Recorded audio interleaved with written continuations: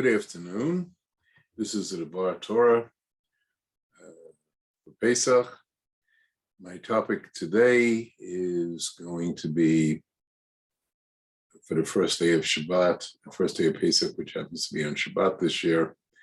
And the topic I want to discuss is the 4 cups, known in Hebrew as the 4 kosot, and the 4 imaot, the 4 mothers, matriarchs. Now,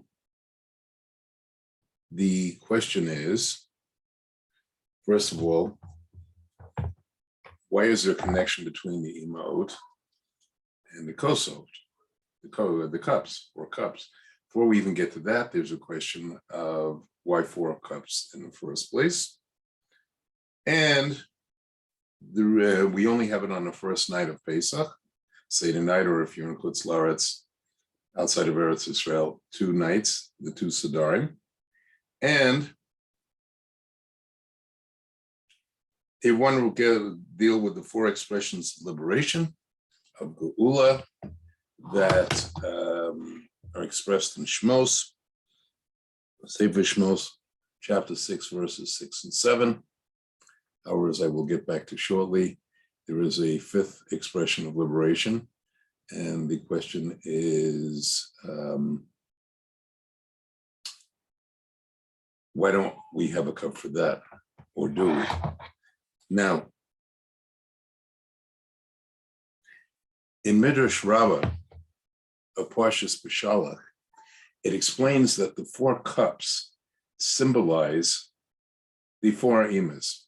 Now, the 4 imas we're talking about here are Sarah, Rivka, Rachel, and Leah. Now, why should the 4 cups represent the 4 mothers? Usually we talk in terms of women of being more modest, modesty in general, and yet the Avot, Abraham, Yitzchak, and Yaakov, who represent the matzahs, are covered up. Now, what merit do the 4 imos have that's explained in the Midrash Rabbah and Beshalach that they should merit it? Well, one explanation is that they all had superior nevuah to their respective husbands. By nevuah is prophecy. And what I'd like to first discuss is what are the different, what was the superior nevuah? Now, with Sarah, it's fairly obvious. She saw that Ishmael was a danger to corrupting her son Yitzchak, and she told Abraham that she had to be sent away. That was Hagar with the son Ishmael. Now, Abraham didn't want to do it because even though technically Ishmael was Hagar's son in legal status and not Abraham's, because she was the maidservant of Sarah, he was still hoping that he would have a role to play in the future of the people. And because of his great chesed, he did not want to remove either Hagar or Ishmael, especially. Yet, Hashem said, listen to Sarah, listen to your wife Sarah, and send her off. They sent her off with enough water that she could have reached the settlement, place where she could, with Ishmael. She got off the path. In any event, an angel was sent. She and her son were rescued, and he grew up to have 12 princes, which represent later on the 12 Islamic nations. In any event, she foresaw that there could be no place for him in the house of Abraham, even though he would become the great nation, or series of nations for that matter. The second one is Rivka. Now, what was her superior nevuah prophecy to Yitzchak? Which was this: she saw the true nature of Esau, that he was evil, and that even if Yitzhak bestowed the blessings upon Esau, it would not change his inherent nature. Now, how did she know this? She did not have a microphone system throughout the camp. She was nowhere near Yitzhak when he told Esau to make some game, kill some game, and make him a meal, so that Yitzhak would want to then give a bracha to Esau. It was because Hashem gave her nevuah, prophecy, as is explained by the Or HaChaim HaKodesh, and he not only told her that, he gave her the whole method of Yaakov appearing to be Esau, so that indirectly, in a gentle way, Yitzhak could be made aware of who was the really meritorious son.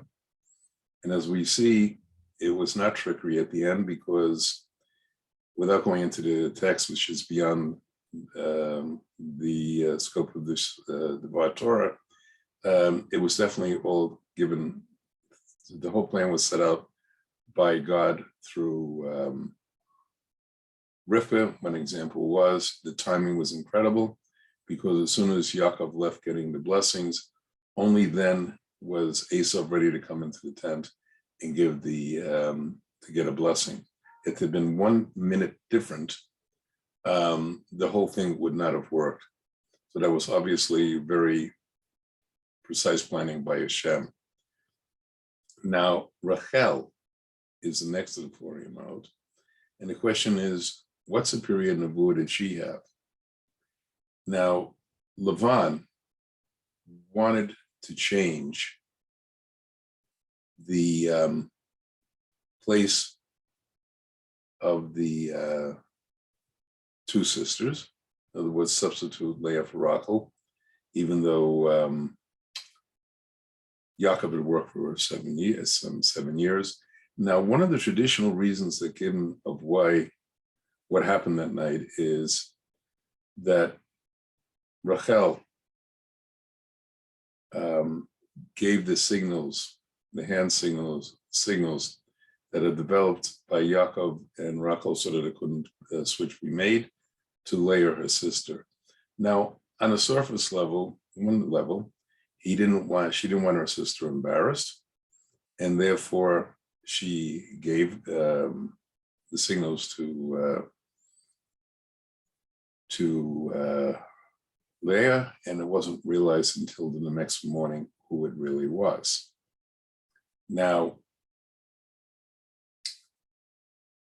a deeper reason is that Rachel was given nevuah by Hashem, that the 12 tribes, the 12 sons of Yaakov, were supposed to descend also from Leah, and if it had been exposed the night before, that wouldn't have happened. So that was a second and deeper reason, and that shows superior nevuah by Rachel. Now, the 4th wife, with the 4th Ima, second wife of Yaakov, was Leah. Now, what was her superior prophecy? Now, there are 2 explanations. There are 2 explanations of what actually happened. Leah, by prophecy that was given by God, saw that she was carrying another male child, which would have given her a 7th son. And Rachel was carrying at the same time, was pregnant with a female child. In that case, Leah realized that Rachel would not even have the status of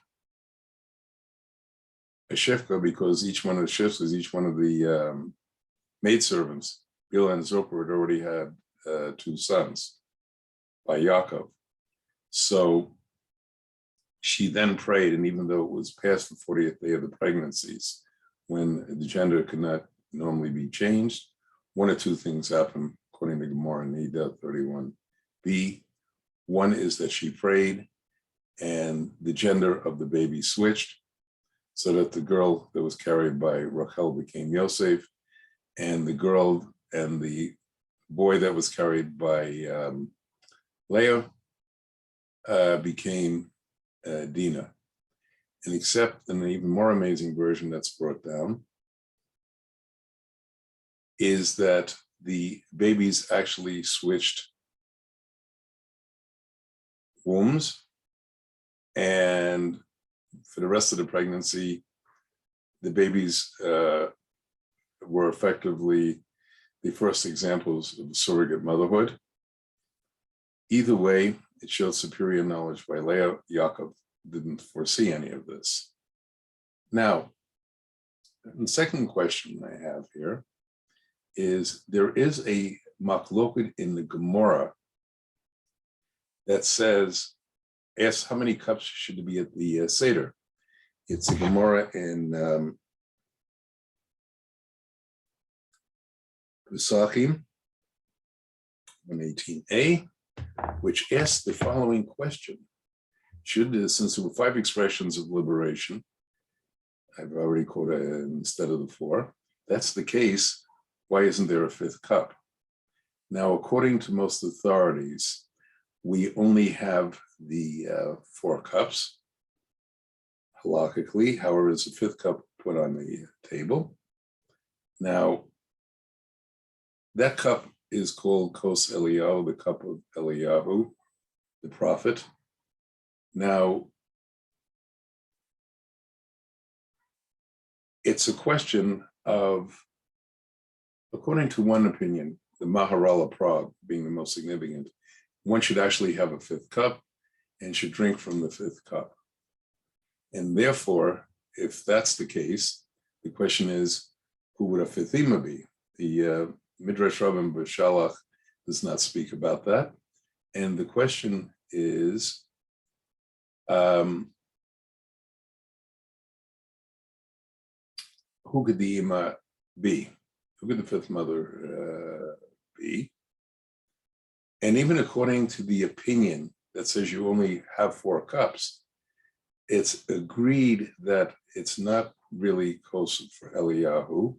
The only reason it's been given that name, it's still an expression at the 5th expression of liberation, is that when just before Mashiach comes, Eliyahu is going to return, and one of the questions he's going to answer is whether we need 4 or 5 cups at the Seder. Now, one could say, well, what about the 2 Bila and Zilpah? Could they possibly be the 5th? One of them be the 5th mother? And the answer is, in many ways, they did not have the full status of Rachel and Leah, who represented 2 primary qualities of the Jewish woman. One, the day-to-day status of the Jewish woman. In other words, keeping the halacha, maintaining the family, doing all the things that make up a Jewish home. While Leah, and in a greater distance, represented the Pintel Yid, the eternal Jew, who throughout history has always had that spark within them of holiness. And that being the case, who else can we suggest?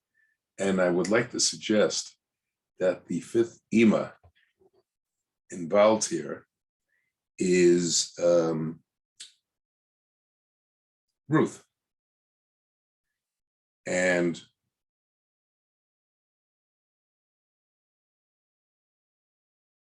that makes sense on a number of levels, because the 5th cup, according to both opinions in the Gemara, represents the era of Mashiach, the ultimate redemption. Now, who is very instrumental in that was Ruth the prophetess, Hanabiah, who was the great grandmother of David Melech, and from whom ultimately Mashiach ben David will come. Now, the Bar Tanura, in his commentary on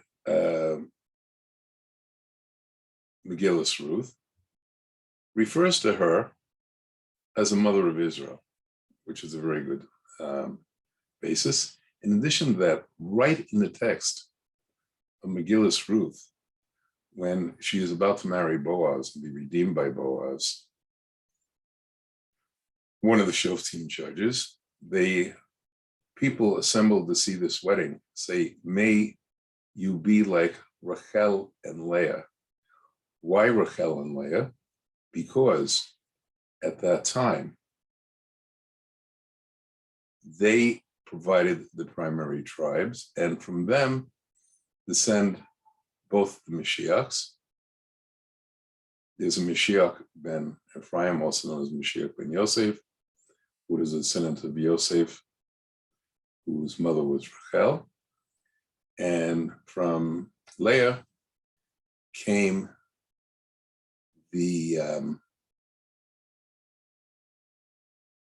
Yehuda, and from whom will descend David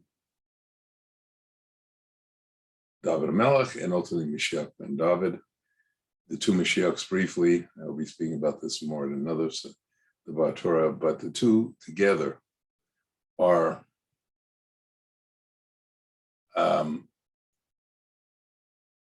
Mashiach ben Yosef will be responsible for the ingathering of the Jews in certain circumstances.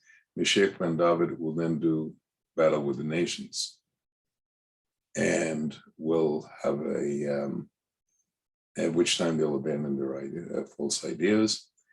In any event,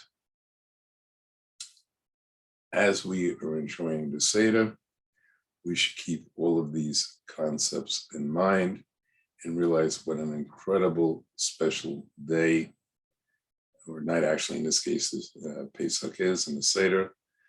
And I would like to wish you a good Shabbos, Shabbat Shalom, and Hag Sameach, and Pesach Sameach.